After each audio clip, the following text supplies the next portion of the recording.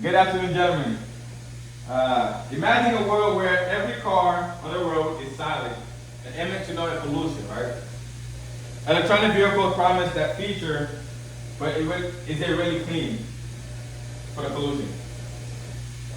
Alright, central idea. While electronic cars are often marketed as environmentally friendly, this production process raises significant concerns regarding resources and carbon emissions. Alright, so for my credibility, what I'll be utilizing is all the information I got from the internet and also my own experience. I have a question. What's the source?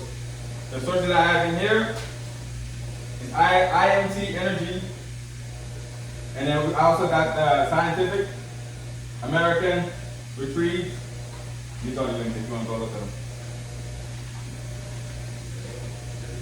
Okay? Sure. You're welcome. Alright.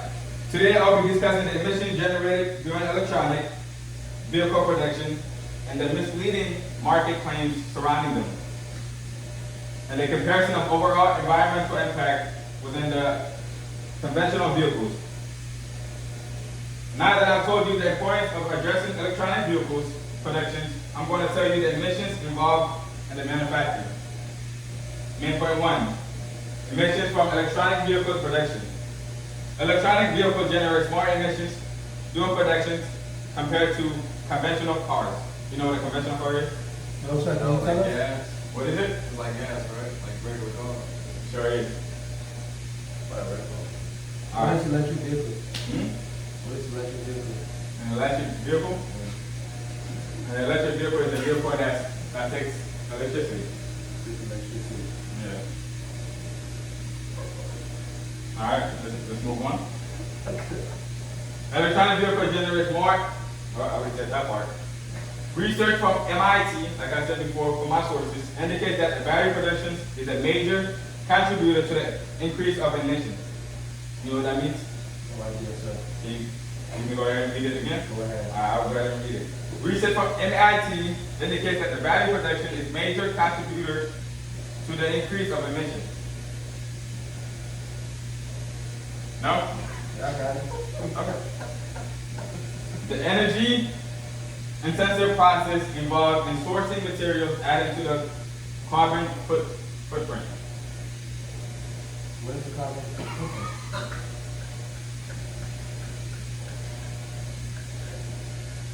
What's so funny? Ready to move on?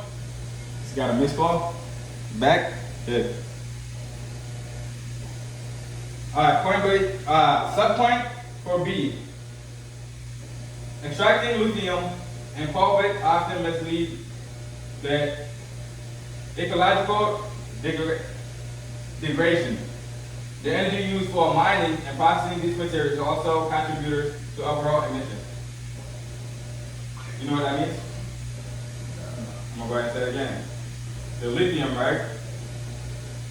The lithium and cobalt are most often to the ecological degradation, right? The energy used for mining, you know what mining is, right?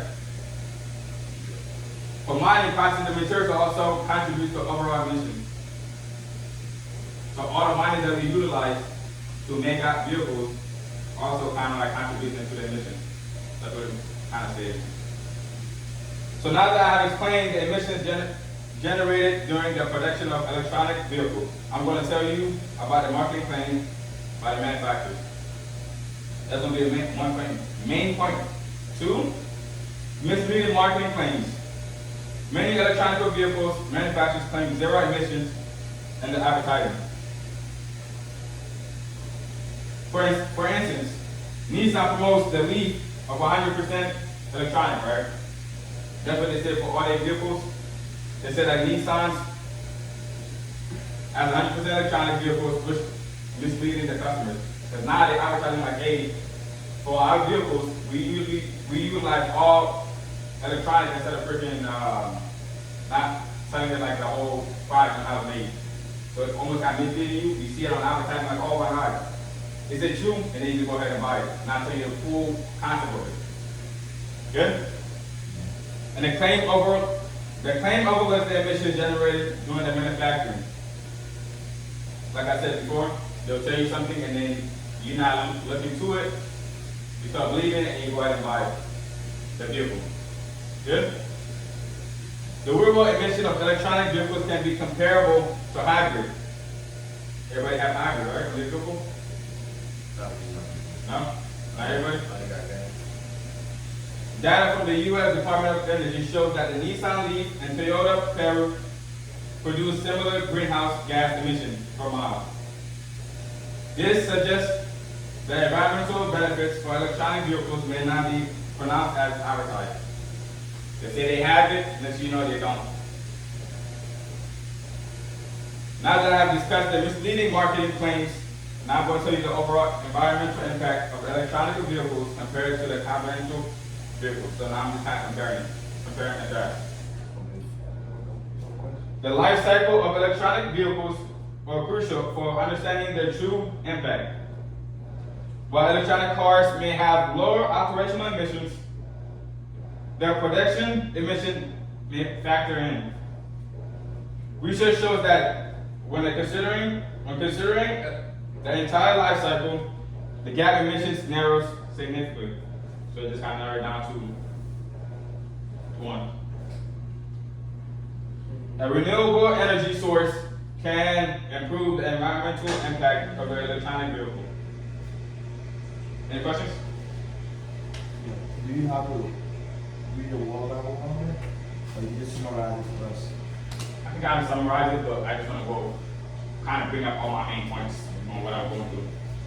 Because that's like one of the main things you have to go over. Sound like a dialogue instead of you just. Thank you. Appreciate your input. Alright. If powered by renewable energy, electric vehicle can offer significant emissions, reductions of their lifespan. You know what that means?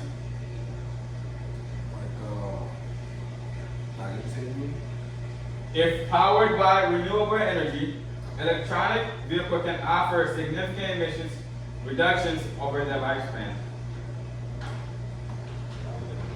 What do you think that means? Better value over time. It lasts longer, right? However, this transition to renewable is not yet widespread, limiting the current benefits of electronic vehicles. Alright, now that I've discussed the overall environmental impact of electronic vehicles, I'm going to summarize the key points that we went over, right? So, we explored electronic vehicles productions emit more options, carbon dioxide, the traditional cars, how marketing claims can be misleading, and the overall impact of comparing electronic vehicles to a regular vehicle, right?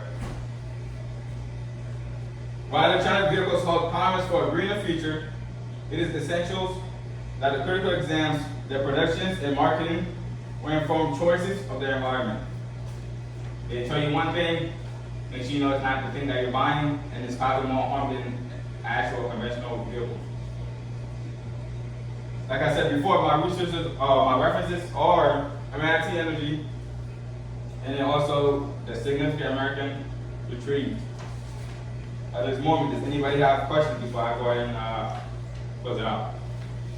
I only have one. Like, you say when it's a conventional vehicle, and they don't tell you everything. That's how it's made and everything like that. So more into like the emission, right? Like, so like I said before, like Toyota, right? They'll tell you like, hey, it's 100%. Next you know it's not 100%. Like the whole product is selling you. Yeah.